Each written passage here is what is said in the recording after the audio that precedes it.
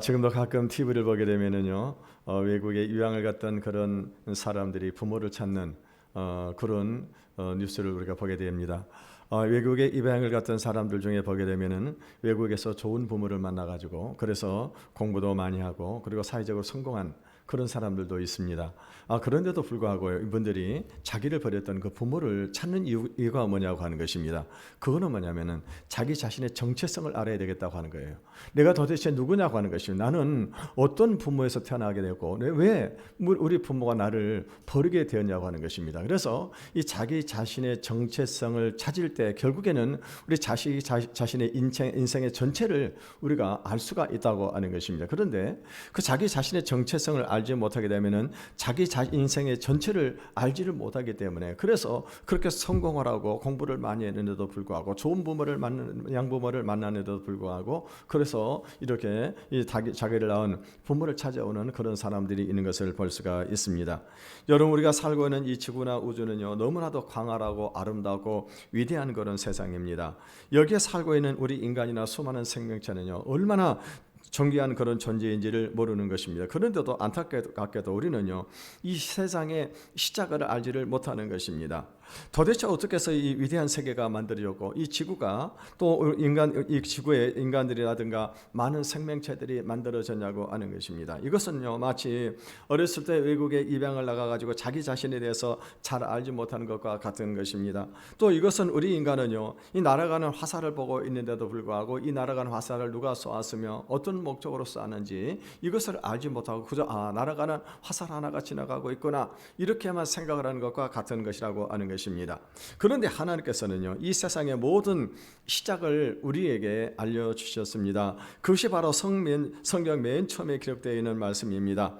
그래서 우리는요, 성경을 모르게 되면 그 중에서 특히 이 창세기를 모르게 된다면은 이 세상의 존재라든가 우리 인간의 존재, 자기 자신의 존재 자체도 모르고 이 세상을 살아갈 수밖에 없다고 하는 것입니다.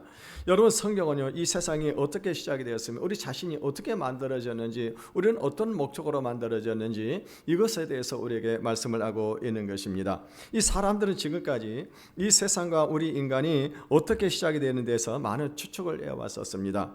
그 대표적인 것이 두 가지가 있는데 그것은 뭐냐면 첫째는요, 신화적인 추측인 것입니다. 이 신화적인 추측이라고 하는 것은 뭐냐, 그거는요, 이 세상이 신의 몸에 머미거나 신의 몸의 일부일 것이라고 그렇게 생각을 하게 되는 것입니다. 그래서 이 바벨론 신화 같은 경우를 보게 되면은요, 어떤 얘기를 하고 있습니까? 이 세상은 신의 몸이 죽어가지고 그래서 몸은 산이 되고 그 신의 피는 이 물이 되었다라고 바다가 되었다라고 그렇게 얘기를 하게 되는 것입니다. 그러니까 이런 신화적인 그런 생각을 가지고 있는 그런 사람들 어떻게 합니까? 어떤 이 자연에 대해서 굉장히 이 두려운 그런 마음을 가지고 있다고 하는 것을 우리가 알 수가 있습니다. 그러니까 이 신화적인 생각을 가지고 있는 사람들 어떻게 합니까? 미신적인 생각을 가지고 이 세상을 살아가고 있는 것입니다.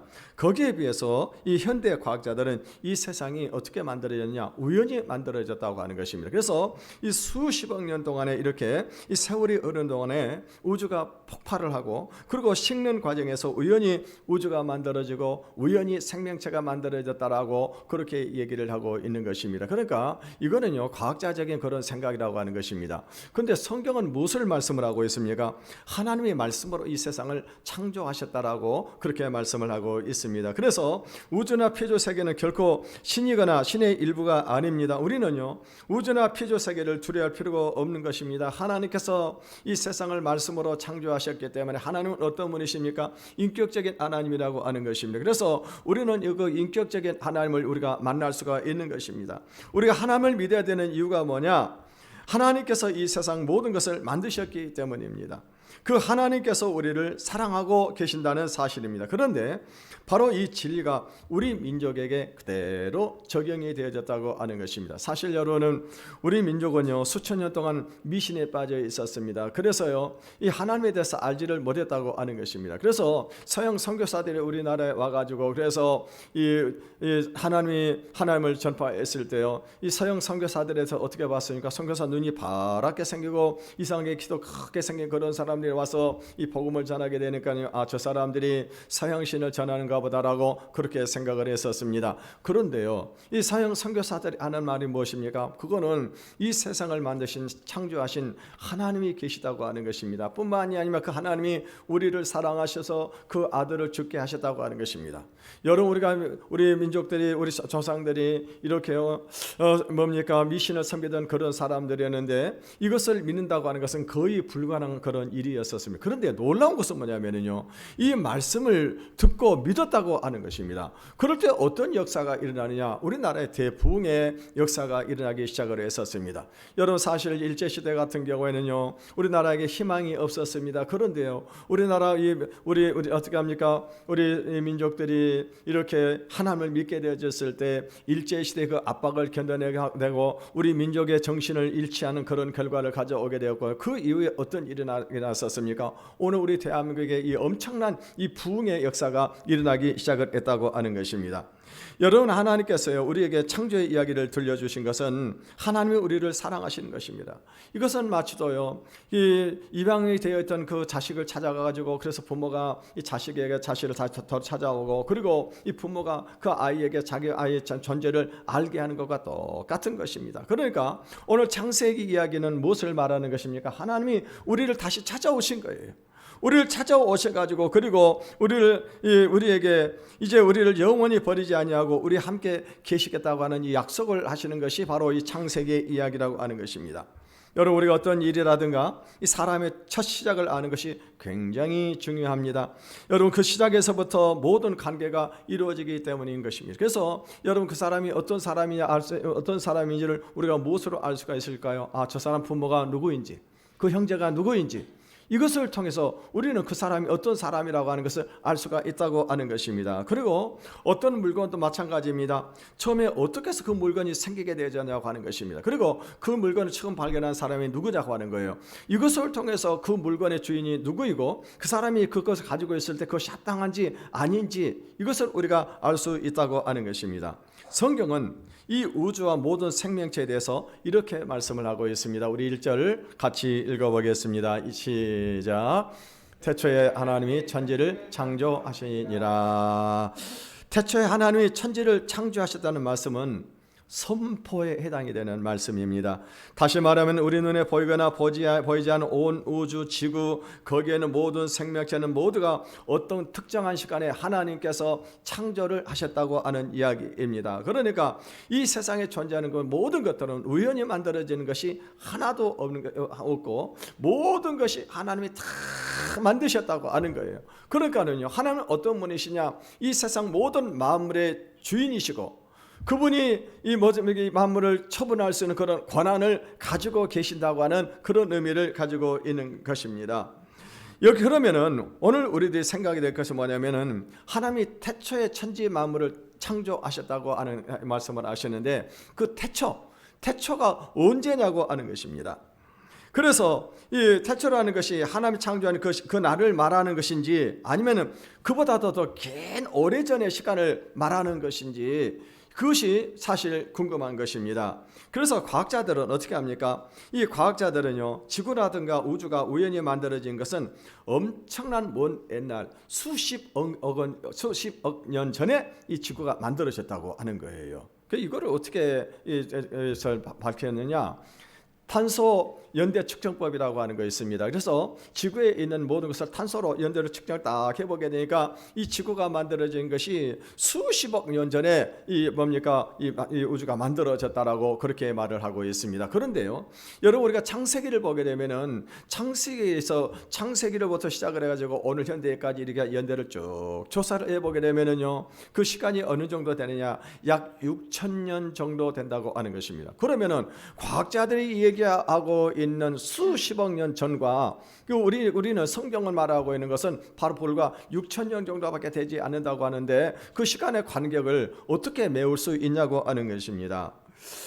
여러분요, 이거는요, 사실 우리가 이것을 알 수 있는 방법은 없습니다. 여기서 이 창조했다고 하는 것은 아무것도 없는 무에서 이 새로운 것을 만들었다고 하는 그런 뜻입니다. 하나님은 아무것도 없는 가운데서 이 우주를 창조하셨습니다. 다시 말하면 하나님께서 이 세상을 창조하시기 전에는요, 우주라고 하는 이 자체조차도 없었습니다.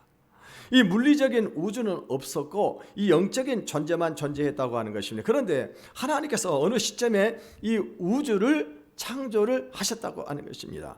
여러분, 이것이 아브라함의 믿음에 굉장히 중요한 역할을 하게 됩니다. 우리가 잘 아는 대로 아브라함은요, 이 하나님을 만나기 전에 이 메소포타미아에서 살면서 우상을 섬기던 그런 사람이었었습니다. 근데 어느 날 하나님이 이 아브라함을 찾아오셨습니다. 그리고 하나님께서 말씀을 하시는데 아브라함은요, 그것이 믿어졌는데요, 이 아브라함에게 하나님께서요, 내 본토 친척과 아비 집을 떠나 가나안 땅으로 가라고 이렇게 말씀을 하셨습니다. 그러니까 아브라함은요, 하나님의 말씀을 처음에 믿고 은혜를 받았을 때 하나님께서는요, 아브라함의 그 안정된 그 생활에서 떠나가라고 하는 것입니다. 그래서 그 말씀 그대로 순종을 했습니다. 중요한 것은 뭐냐면요, 이 아브라함에게 아들이 없는 것입니다. 그때 하나님께서 어떻게 합니까? 아브라함을 데리고 어디로 나가요? 밤하늘을 밖으로 데리고 나가시고 밤하늘의 별을 보라고 말씀을 하셨습니다. 밤하늘의 별을 보니까 밤하늘의 별이 수많은 별들이 떠 있는 것입니다. 그런데 아브라함 어떤 생각을 했을까요? 하나님이 이 수많은 별을 만들었다고 한다면은, 이 별을 만드신 분이라고 한다면은 하나님은 어떤 분이신가? 아들도 줄 수 있는 하나님이라고 하는 것을 아브라함이 믿었다고 하는 것입니다. 그런데 여기서 궁금해지는 것이 뭐냐면 창세기 1장과 2절과의 이 어떤 시간적인 간격이 있었는가 하는 그런 것인 것입니다. 사람들 중에는요, 창세기 1장 1절을 별개의 구절로 딱 이렇게 보고 있는 것입니다. 그러니까 태초에 하나님이 천지를 창조하시니라, 이것 결교고, 그러고 난 다음에 2절에 무엇을 말씀을 하고 있습니까? 땅이 혼돈하고 공허하며 흑암이 깊음 위에 있고 하나님의 영은 수면 위에 있더라고 이렇게 말씀을 하고 운행하시니라고 말씀을 하고, 그러니까 창세기 1장과 2장이 딱 구별되어 있다고 하는 것입니다.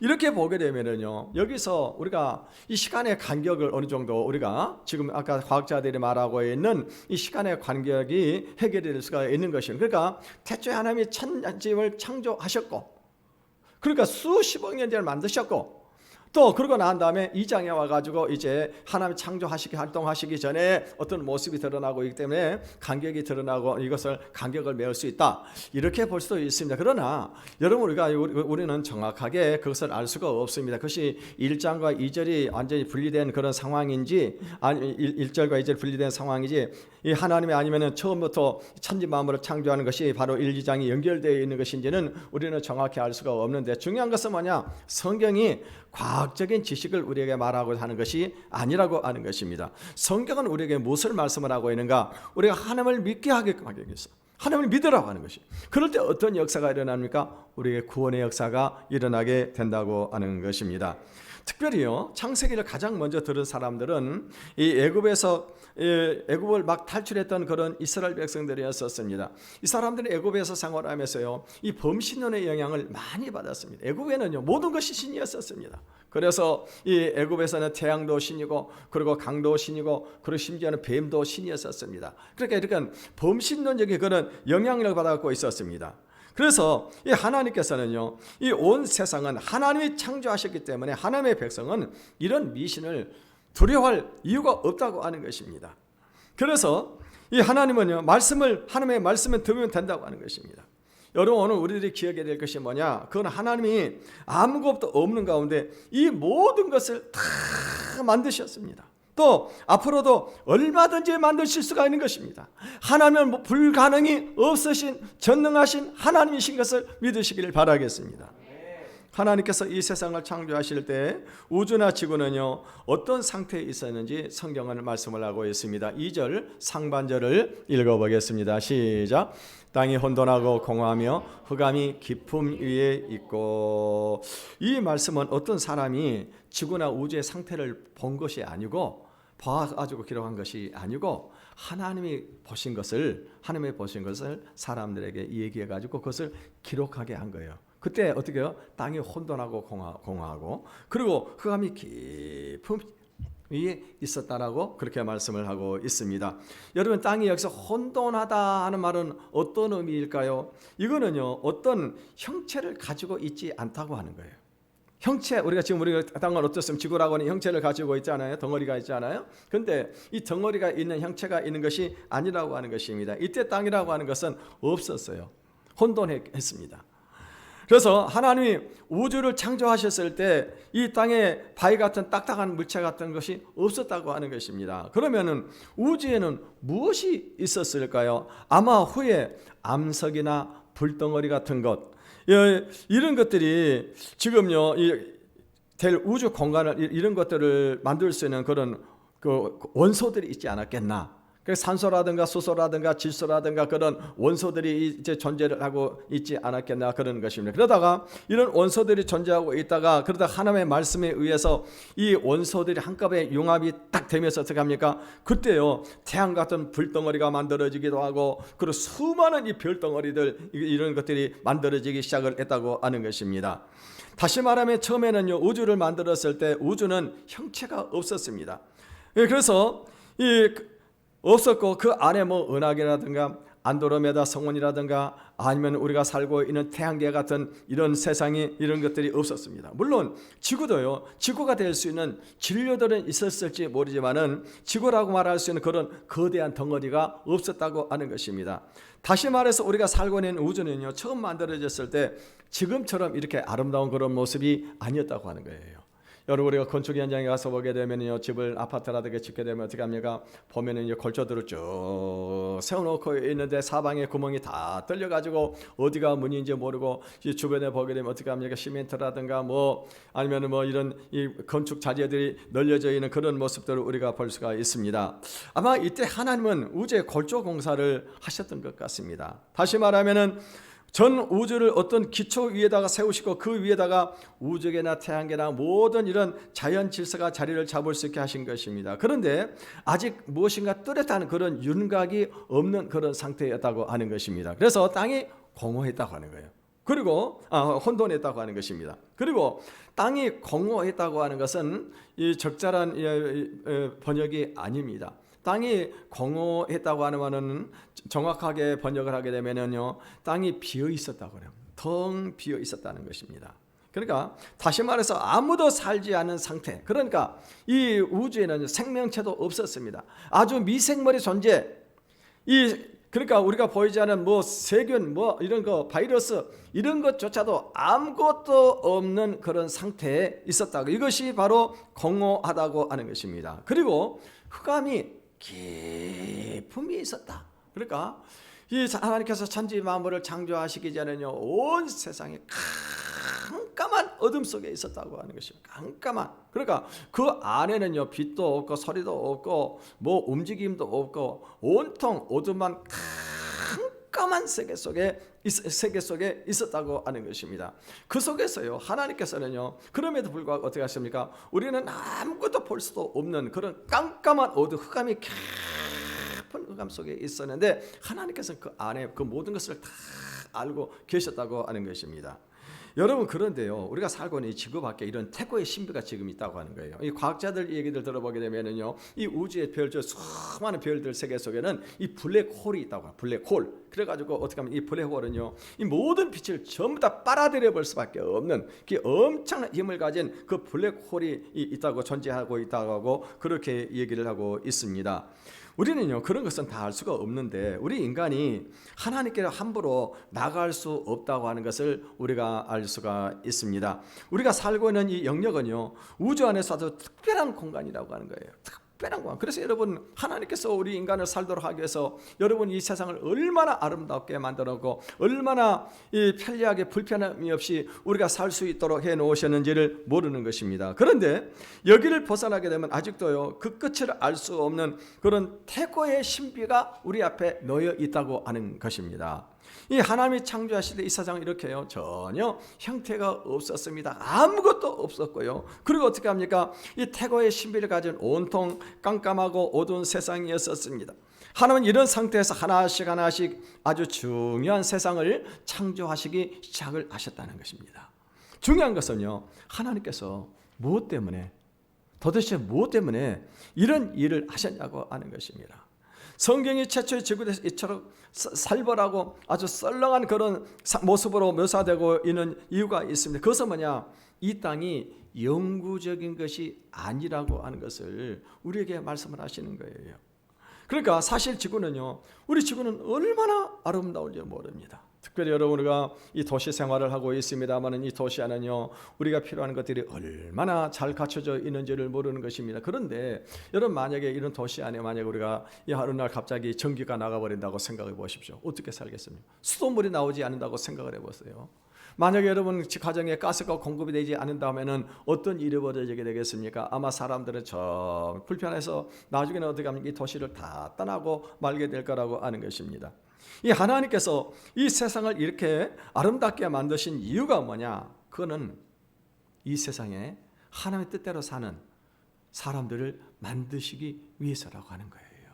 그러니까 여러분, 천사처럼 오로지 자유의지 없이 하나님의 말씀에 순종하는 그런 존재가 아니라 우리가 자유의지를 가지고 있음에도 불구하고요, 하나님의 말씀을 따라서 온전히 순종함으로 하나님의 뜻을 이루는 그 사람들을 만들기 위해서라고 하는 것입니다. 그래서 이것을 위해서 하나님께서는요, 이 세상에 복을 주신 것입니다. 그래서 만일 우리가 이 땅이 영구적으로 존재할 것처럼 이 세상에 탐닉을 하고 이 세상에 주는 것에 욕심을 낸다고 한다면은 이 세상과 함께 우리가 다시 버려지게 될 거라고 하는 것입니다. 여러분, 하나님의 백성들이 이렇게 영광스럽게 만들어지는 그 날에는 어떤 일이 벌어지게 됩니까? 이 세상의 형체가 원래 모습대로 다 돌아가게 되는 겁니다. 원래 모습대로 다 돌아가게 돼요. 그래서 여러분, 오늘 우리는요, 우리 그리스도인들은요, 이 세상에 있는 것들을 잘 누리고 사용하면 되는 것이지 이 세상에 우리가 집착을 할 필요가 없다고 하는 것입니다. 처음 하나님께서 이 물리적인 우주를 만드셨을 때 이 세상은 비었고 캄캄했습니다. 그런데요, 거기에 하나님의 영이 나타나가지고 활동을 하기 시작을 했습니다. 그 하나가 뭐냐? 그런데 오늘 여기 보면 두 가지가 특이한 것이 나타나고 있는데 그것이 뭐냐면은 하나님의 영의 활동, 또 하나는 수면, 다시 말하면 물이 있었다고 하는 거예요. 물이 다 존재를 하게 했다고 하는 것입니다. 여러분, 우리 이 우주 과학자들은요, 이 우주 탐사선을 보내가지고 지구에 도달하는 행성들을 쭉 살피고 있습니다. 그런데 어떤 행성에 보게 되면은 그 행성의 가운데 이렇게 물이 존재했던 그런 흔적이 있다라고 얘기를 하고 있습니다. 그러나 우리가 중요한 것은 뭐냐면요, 이 물이라고 하는 것은 일단은요, 지구에밖에 없다고 하는 것, 여러분, 이것이 굉장히 중요한 의미를 가지고 있습니다. 물이 존재한다. 이건 무엇을 의미하는 것입니까? 생명체가 존재한다고 하는 겁니다. 생명체가. 오늘 2절의 하반절을 같이 한번 읽어보겠습니다. 시작. 하나님의 영은 수면 위에 운행하시니라. 오늘 이 말씀이 성령에 대한 첫 번째 말씀이 하나님의 영, 성령에 대한 첫 번째 말씀입니다. 그러니까 아무것도 없는 그 우주에요, 하나의 영, 성령이 활동을 하고 계시다고 하는 것입니다. 원래 영이라고 하는 말, 푸뉴마라고 하는 말은 바람이라고 하는 그런 의미를 가지고 있습니다. 그래서 어떤 사람들은요, 하나님의 바람이 그 수면 위에 불고 있었다라고 그렇게 말을 하는 사람도 있습니다. 또 어떤 사람들은요, 이것을 여기 오늘 본문에 수면 운행하셨다 하는 말을, 운행하셨다고 하는 말을 어떻게 해석을 하냐면은 운행하셨다, 떠 있었다라고 그렇게 해석을 하는 그런 사람들도 있습니다. 그러니까 마치 새들이 공중에 딱 떠 있는 것이 하나님의 성령이 공중에 수면 위에 떠 있었다라고 그렇게 보는 사람도 있고요. 또 어떤 사람은 품다라고 이렇게 번역을 하는 그런 사람이 있습니다. 그러니까 이 지구를 어떻게 합니까? 하나님께 영이 이렇게 다 마치 병아리 암탉이 알을 품듯이 있다. 병아리를 낳기 전에 알을 품듯이 있다. 이렇게 품고 있듯이 그렇게 있었다라고 그렇게 표현을 하는 사람들도 있습니다. 여러분, 천지 창조에서 가장 중요한 게 뭐냐? 하나님께서 무엇으로 창조하셨다고요? 말씀으로 창조를 하셨는데, 근데 놀라운 것은요, 그 말씀으로 창조하실 때 누가 함께 하셨냐?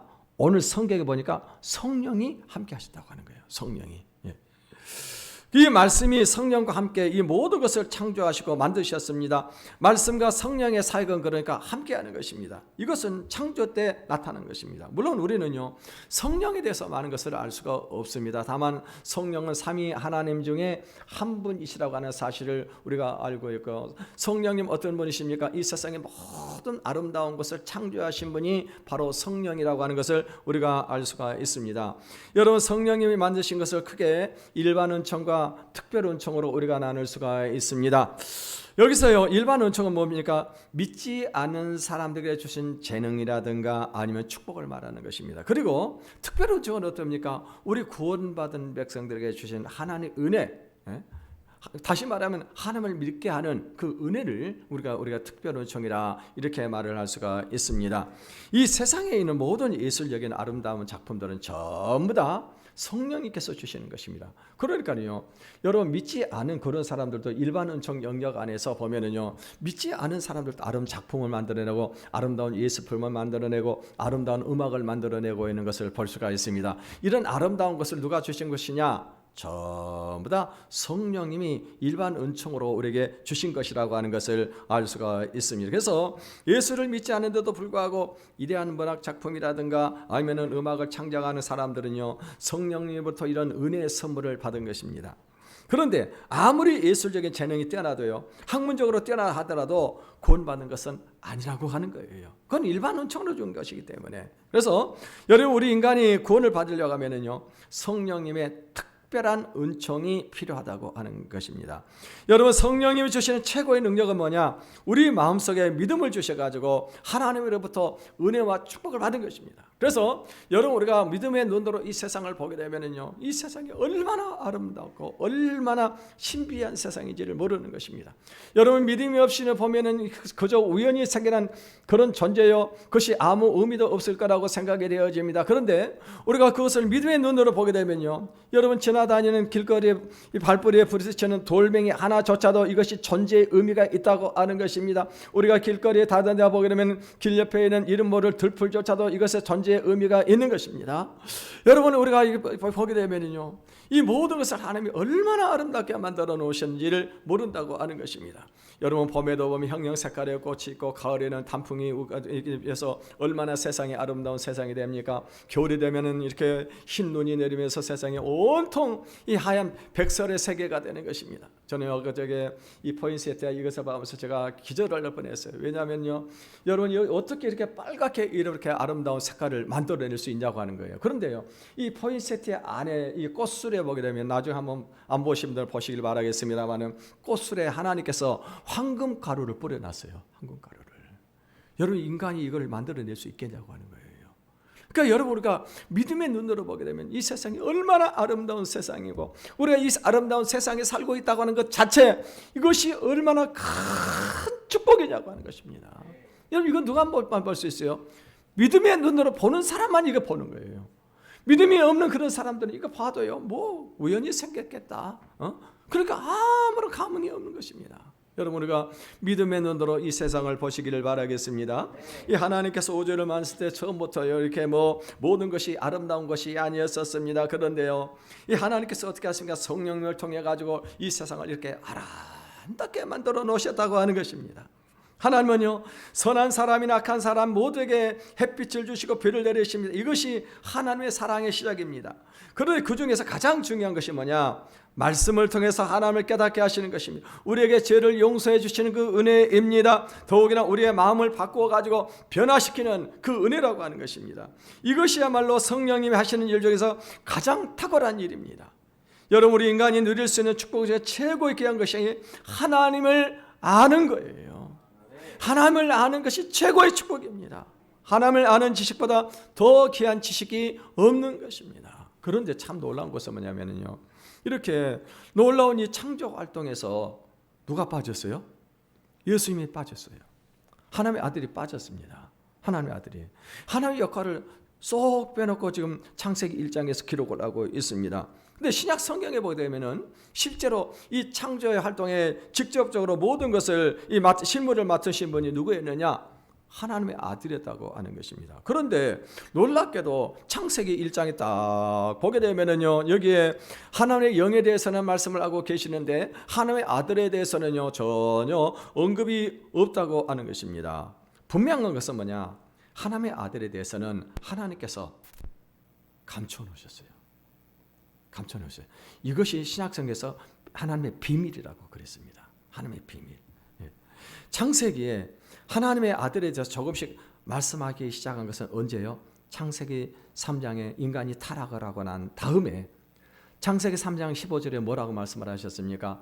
여자의 후손이 뱀의 머리를 상하게 할 것이고 뱀의 후손은요, 뱀의 후손은 여자의 후손의 발등상을 상하게 할 것이라고 그렇게 말씀을 다 나중에 기록을 하고 있습니다. 하나님은 천지를 창조하시는 데 있어서 하나의 역할을 딱 감추시고 나중에 우리 인간을 구원을 위해서 하나님의 아들이 여자의 후손으로 오실 것을 그것을 말씀을 하고 있습니다. 아마도 이것은 당시 이스라엘 백성들이 다신교의 영향을 받고 있었기 때문에 그래서 이스라엘 백성들이 오해를 할 것 같아가지고 그래서 이것을 감춰놨던 것 같습니다. 그래서 하나님은 아들은 창조의 형상에서 감추시고 오히려 성령의 활동을 드러내시면서 그를 장차 오실 구원자로 소개하고 있는 것을 볼 수가 있습니다. 그러니까 이스라엘 백성들은 이미 출애굽 때부터요 성령의 활동을 체험을 했었습니다. 모세의 말씀을 통해서 나타나는 하나님의 능력과 그리고 낮이면 구름기둥과 밤에 불기둥을 통해서요 성령님의 활동을 그들이 체험을 하고 있었다고 하는 것입니다. 여러분 오늘 우리에게 중요한 것이 뭐냐? 그것은 시작을 하는 것이 중요하다고 하는 거예요. 시작이 중요하다고 하는 것을 주장하다. 여러분 내가 자신의 존재의 시작이 뭐냐? 나는 누구에게서 태어났느냐? 내 부모가 누구냐고 하는 것입니다. 나는 이 세상에 어떻게 이 세상에 태어났느냐? 이것이 중요한 것처럼요. 이 세상의 시작이 가장 중요하다고 하는 것입니다. 그건 뭐냐? 이 세상을 누가 만들었냐고요. 하나님이 만드셨다고 하는 거예요. 아무것도 없던 무의 상태에서 하나님이 이 세상을 만드셨는데 이 하나님이 이 세상을 만드신 목적이 있다고 하는 것입니다.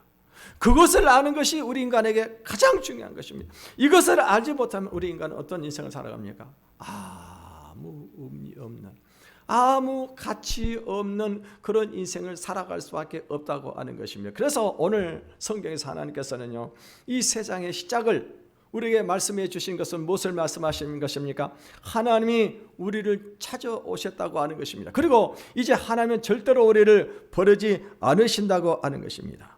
여러분 오늘 우리는요 이 세상 창조의 세계, 창조 세계의 주인공인 것을 믿으시기를 바라겠습니다. 오늘 하나님의 말씀으로 무에서 유를 창조하신 하나님, 나를 사랑하셔서 독생자를 주신 그 하나님을 믿을 때에 우리 안에 대부흥의 역사가 일어나기를 주님의 이름으로 축원을 드리겠습니다. 이 시간 우리 찬양